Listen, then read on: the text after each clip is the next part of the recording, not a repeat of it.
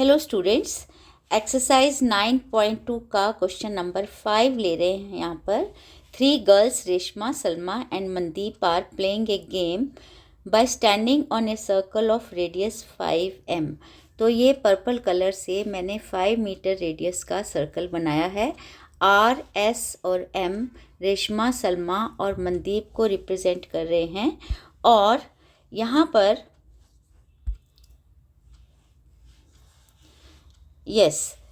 Are, S और M जो हैं रेशमा, सलमा और मनदीप हैं। और हमें निकालना है आर एम यानी रेशमा और मनदीप का डिफरेंस।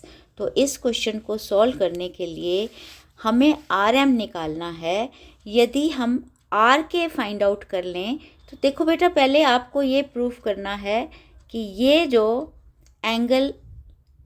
एंगल है ये 90 डिग्री का है और ये एंगल भी 90 डिग्री का है।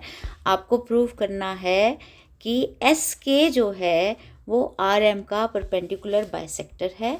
इसको प्रूव करने के लिए हम सबसे पहले प्रूव करेंगे triangle R S O is congruent to triangle M S ओ।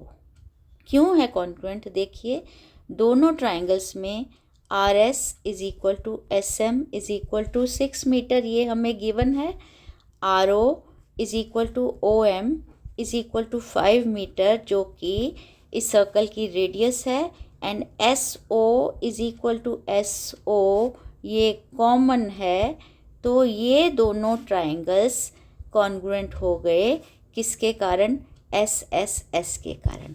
अब अगर ये दोनों ट्राइंगल्स कॉन्ग्रुएंट हैं तो angle 1 is equal to angle 2 होगा सीपीसीटी के कारण।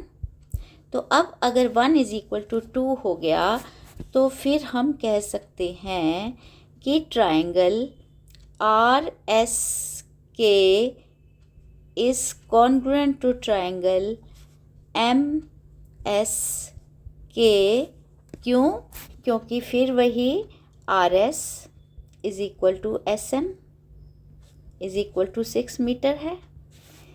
और angle 1 is equal to angle 2 है, क्योंकि ये ट्राइंगल्स हमने कॉन्ग्रुएंट प्रूव किए थे। तो सी पी सी टी से angle 1 is equal to angle 2 हो गया। और एस के, देखो ये जो एस के है, S K is equal to S K common. तो ये दो ट्राइंगल्स जो हैं आर एस के और एम एस के, देखिए आर एस के एम एस के को मैं दिखाने के लिए बेटा मैं इसको थोड़ा सा इसको कलर करती हूँ। ये देखिए, ये ब्लू कलर से, ये देखिए ये एंगल आर एस के है, ट्राइंगल आर एस के है, और दूसरा ट्राइंगल है एम एस के। ये दोनों ट्राइंगल्स कॉन्ग्रुएंट हो गए। अब अगर ये दोनों ट्राइंगल कॉन्ग्रुएंस किस से हुए? ये ट्राइंगल्स हमने कॉन्ग्रुएंट प्रूव किए एस ए एस से। देख रहे हैं ना आप, angle 1 is equal to angle 2 है, R S is equal to S M है, और S K is equal to S K common है। तो ये दोनों ट्राइंगल्स हो गए कॉन्ग्रुएंट। अब अगर ये दोनों ट्राइंगल्स कॉन्ग्रुएंट हो गए तो ये एंगल और ये दोनों एंगल इक्वल हो जाएंगे। और क्योंकि ये लीनियर पेयर है तो ये एंगल 90 डिग्री का हो गया। इसका मतलब ये एंगल 90 डिग्री का हो गया। और are K is equal to के एम हो गया सीपीसीटी की वजह से। फिर से बताती हूँ आपको, ये रेशमा, ये सलमा, ये मनदीप है। आर ओ 5 मीटर है, ओ एम भी आपका 5 मीटर है। तो सबसे पहले मैं ये बड़े ट्राइंगल्स आर एस ओ और एम एस ओ को कॉन्ग्रुएंट प्रूव किया एस एस एस कंडीशन से, साइड कंडीशन से। तो जब ये दोनों ट्राइंगल्स कॉन्ग्रुएंट हो गए तो फिर हम कह पाए कि angle 1 is equal to angle 2 है सी पी सी टी से। अब 1 इज इक्वल टू 2 आ गया तो ट्राइंगल आर एस के और ट्राइंगल एम एस के, जिनको मैंने लाइट ब्लू कलर से शेड किया है, ये दोनों ट्राइंगल्स कॉन्ग्रुएंट हो गए एस ए एस से। जब ये एस ए एस से कॉन्ग्रुएंट हो गए तो इन ट्राइंगल्स की साइड आर के और के एम बी इक्वल हो गई सी पी सी टी से। तो अब हम कह सकते हैं कि जो आर एम है that is equal to 2 into R K. तो अगर मैं आर के फाइंड आउट कर लूँ, अगर आर के हमें मिल जाए तो फिर हम आर एम भी निकाल सकते हैं। तो आर के निकालने के लिए हम क्या करेंगे, देखिए मेरे पास यहाँ पर दो राइट ट्राइंगल्स हैं। ऊपर वाला ट्राइंगल है आर एस के। तो देखिए इन ट्राइंगल आर एस के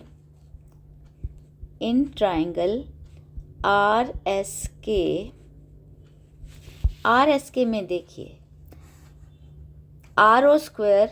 अच्छा देखिए एस ओ कितना है, एस ओ है 5 मीटर। अब मुझे नहीं मालूम एस के कितना है, मुझे नहीं मालूम के ओ कितना है, लेकिन मैं एक काम करती हूँ, मैं एस के को लिख देती हूँ एक्स। तो अगर एस के एक्स है तो के ओ हो जाएगा 5 माइनस एक्स। तो इन दोनों ट्राइंगल से हम आर के की वैल्यू निकालेंगे और उसे इक्वल कर देंगे। तो सबसे पहले मैं ट्राइंगल ले रही हूँ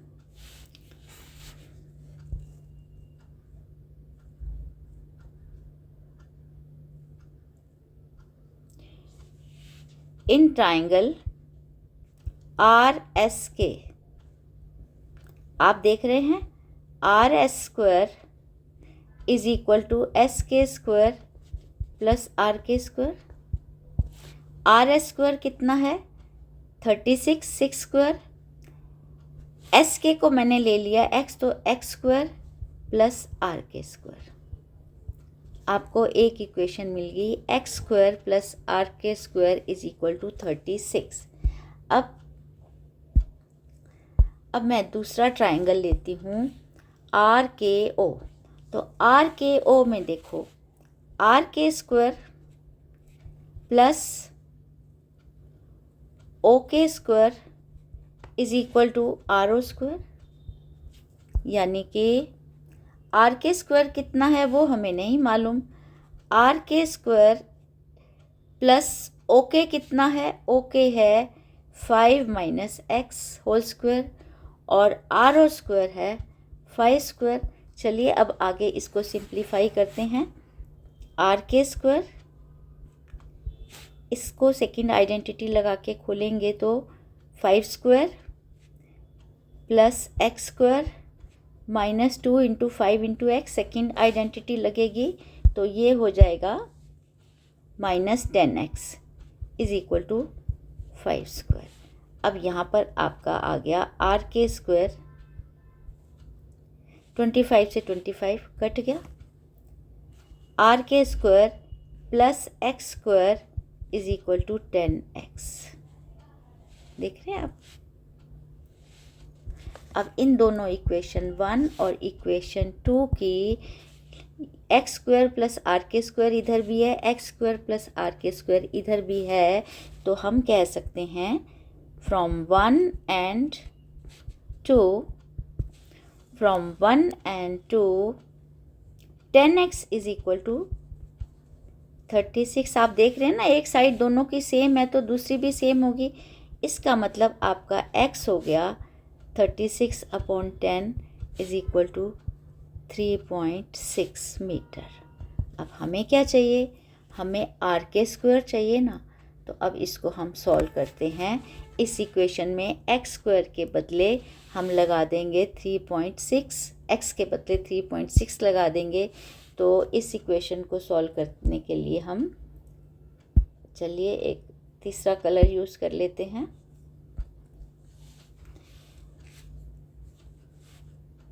एक्स स्क्वायर प्लस आर के square is equal to 6 square. That means r के square is equal to 6 square minus x square is equal to 6 square minus 3.6 whole square. अब ज़रा ध्यान से देखो, क्या ये थर्ड आइडेंटिटी नहीं है? तो इसको हम लिख सकते हैं 6 प्लस 3.6 इंटू 6 माइनस 3.6, ये है 9.6 और ये है 2.4।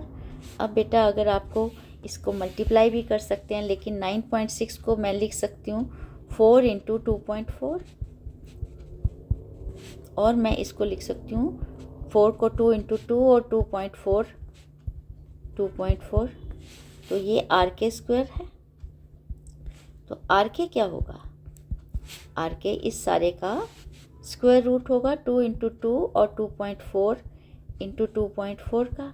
तो आपको मालूम है ना कि स्क्वायर रूट से जब बाहर हम निकालते हैं तो पेयर का सिंगल फैक्टर बन के आता है। तो ये हो जाएगा 2 इंटू 2.4, यानी कि 4.8 मीटर आपका आर के है।